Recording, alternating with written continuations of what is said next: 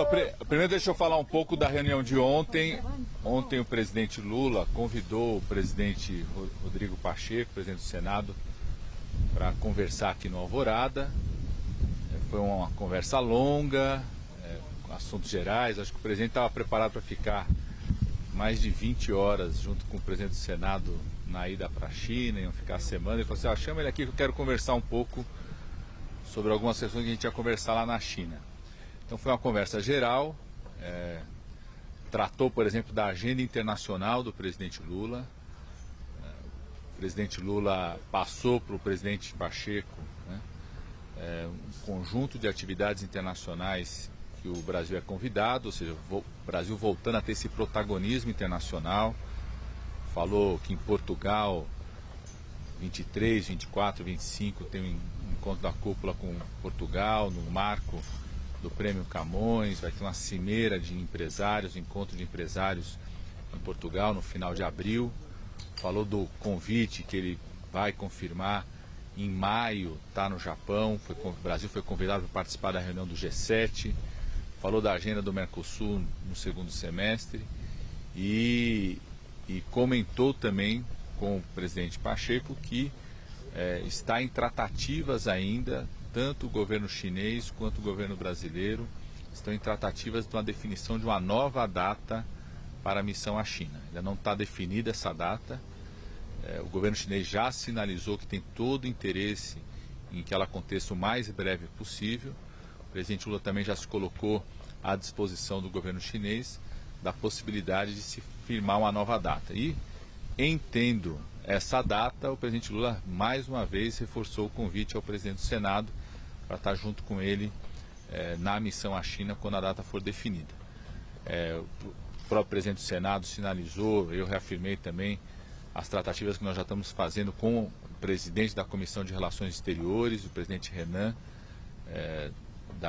organizar a sabatina dos novos nomes de embaixadores o mais rápido possível. Então, todo o ambiente muito positivo no Senado, não só para a aprovação de embaixadores novos que vão ser encaminhados para o Congresso, mas também de uma postura ativa do Senado nessa agenda internacional do governo. O próprio ministro Mauro Vieira já combinou também, a partir de ontem, com o presidente Renan, de fazer uma visita à Comissão de Relações Exteriores no Senado. Também vai programar uma visita à Comissão de Relações Exteriores da Câmara para fazer um balanço dessa agenda internacional.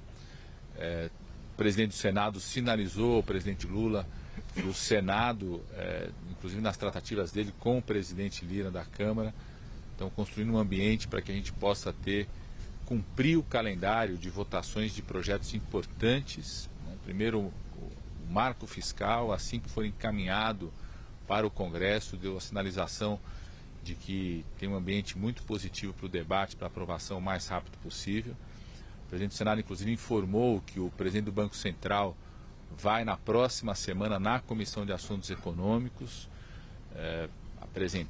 participar de uma reunião da comissão da CAI e que preparam para o plenário, provavelmente nas outras semanas, depois da Páscoa, uma espécie de um seminário, de um debate envolvendo empresários, envolvendo a ministra Tebet, o ministro Fernando Haddad, o presidente do Banco Central, trazendo especialistas sobre a situação da taxa de juros no país.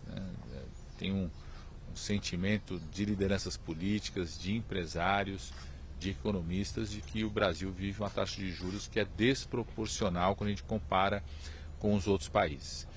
Foi tratado também do tema do rito das MPs.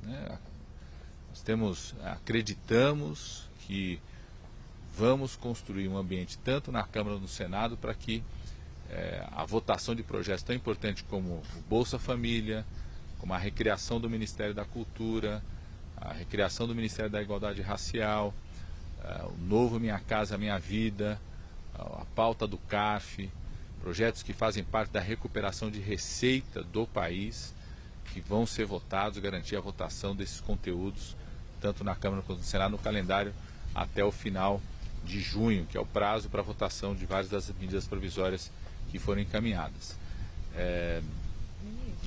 O debate aí, não só do presidente do Senado, mas a gente reafirmou isso também, nessa discussão, tanto da ida do presidente do Banco Central, quanto nesse seminário que vai ser feito no plenário do Senado, é que o Congresso Nacional tem um papel ativo no acompanhamento do cumprimento da lei que o próprio Congresso aprovou, que garante autonomia para o Banco Central. Lá na lei do Banco Central tem 4 objetivos que precisam ser perseguidos pelo Banco Central.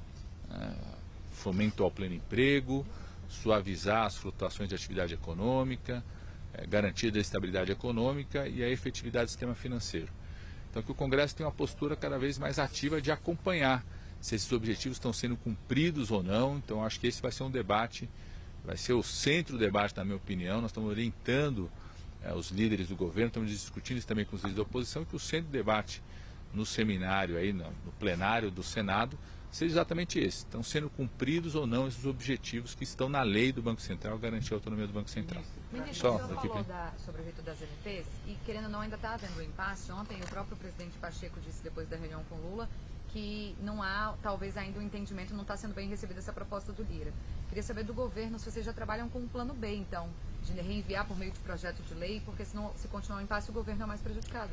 Né? Eu diria que não tem um impasse, tem um processo de reacomodação depois que acabou o rito que estava previsto na pandemia. Tem uma decisão constitucional sobre isso, você tem que reacomodar, reorganizar o calendário de votações no Congresso Nacional.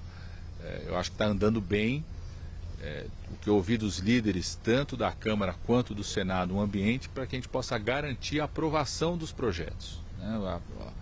O interesse maior do governo é a garantia de que aqueles conteúdos que estão ali, e eu tenho ouvido tanto do presidente da Câmara, quanto do presidente do Senado, quanto dos líderes da base da oposição, um compromisso em aprovarmos os conteúdos que estão ali. O novo Bolsa Família, o novo Minha Casa Minha Vida, a recriação de ministérios como o Ministério da Cultura, que são ministérios muito importantes, né? O debate do CARF tem que ser feito, e eu acredito que vamos conseguir instalar, sim, tanto as comissões mistas, eventualmente, né, se tiver nesse processo de discussão uma alternativa para alguns dos projetos, para você não ter 12 comissões mistas instaladas ao mesmo tempo, se tiver como alternativa transformar alguns desses temas em projetos de lei de urgência constitucional, nós também estamos dispostos a isso. O que interessa ao governo, e o governo vai garantir de novo, trabalha para isso, é que sejam aprovados os projetos, como nós temos feito desde quando começou o ano legislativo. Tudo que o governo precisou aprovar até agora, conseguiu aprovar, tanto na Câmara quanto no Senado. E vamos trabalhar, né, nesse calendário até o final de junho para, mais uma vez, aprovar tudo que for necessário aprovar. O que poderia ser transformado em projeto de lei?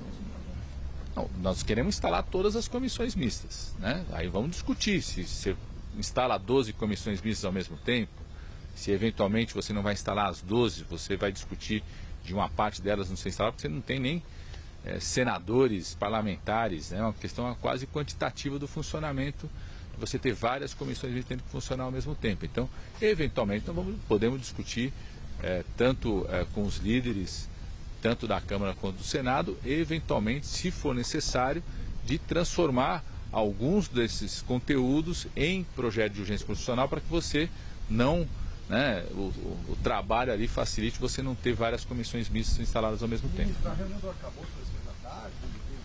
O presidente Lula tem conversado diariamente com o ministro Fernando Haddad. O presidente Lula tem a intenção, não fechou uma data, mas tem a intenção de enviar o marco fiscal o mais rápido possível. Aliás, na conversa ontem com o presidente do Senado, a sinalização muito positiva por parte do Senado, como já tinha sido dado pelo presidente Lula na Câmara, de chegando o marco fiscal a gente poder aprová-lo o mais rápido possível, tanto para dar uma sinalização forte para os investidores, para os atores econômicos, que nós vamos perseguir de forma permanente a combinação da responsabilidade social com a responsabilidade fiscal, quanto também para a própria preparação da Lei de Diretrizes Orçamentárias do orçamento do ano que vem.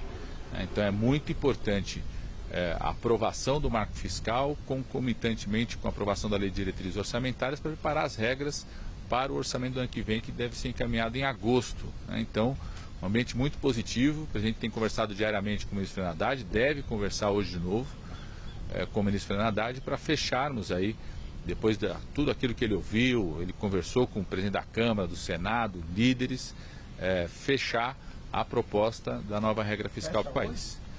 Como eu falei, não tem uma data definida, o presidente Lula não definiu uma data do envio. Ontem também com o presidente do Senado não se falou de data para o envio da regra fiscal, mas quer fechar o mais rápido possível para que a gente possa tramitá-lo na Câmara e no Senado. O mais importante é que eu tenho visto um ambiente muito positivo, tanto na Câmara quanto no Senado, de muito compromisso do Congresso Nacional em termos uma regra fiscal do país que seja crível, que todo mundo acredite que ela possa ser cumprida, que passe essa credibilidade, uma regra que ultrapasse o governo do presidente Lula, sinalize claramente para os atores econômicos que o Brasil vai ter uma regra estável, que ultrapasse o governo do presidente Lula, que possa dar estabilidade, permitir planejamento para quem quer investir no país e um ambiente de muito compromisso das duas casas em aprovar o mais rápido possível. Ministro, como é que está a saúde do presidente?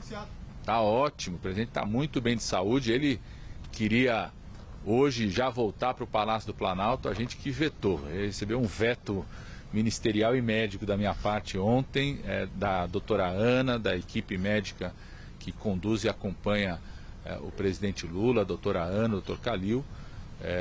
Hoje, de fato, ele aqui no Alvorada, ele continua trabalhando de forma intensa desde manhã cedo, despachando com os ministros, entrando em contato, né? Mas permite que a gente possa ficar um pouco mais reservado nessa reabilitação. Mas está muito bem. Volta amanhã para o Planalto. Ele não definiu ainda, mas provavelmente volta até o final da semana, volte ao despacho no Palácio. Por que o veto? Quê? Por que o veto? Porque é melhor, tanto tem um certo ciclo, que a gente chama um ciclo viral, então você deixá-lo mais preservado, com menos contato com pessoas, e aqui no Alvorada ele consegue se reabilitar melhor. Né? Por conta disso a gente reforçou a recomendação. A recomendação médica é que pelo menos até hoje ele fique aqui no Alvorada.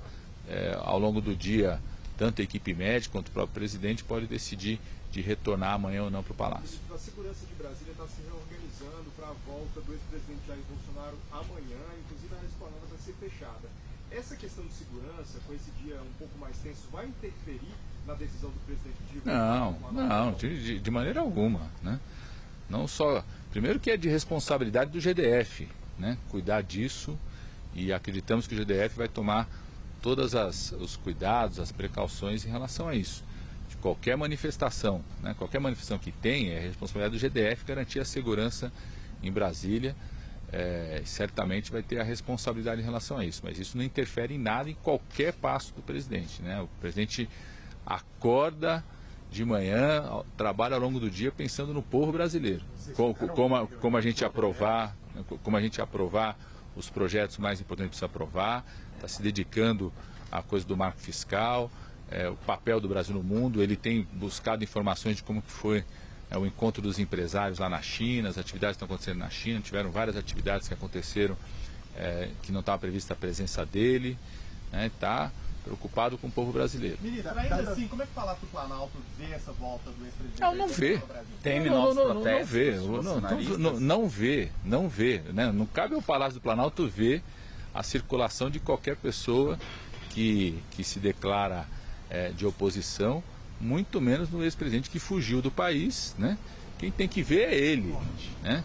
Ele vai ter que chegar e vai ter que dar explicações sobre as joias, vai ter que dar explicações sobre várias questões que estão sendo descobertas do governo dele, vai ter que dar explicações sobre as obras paralisadas no país, né?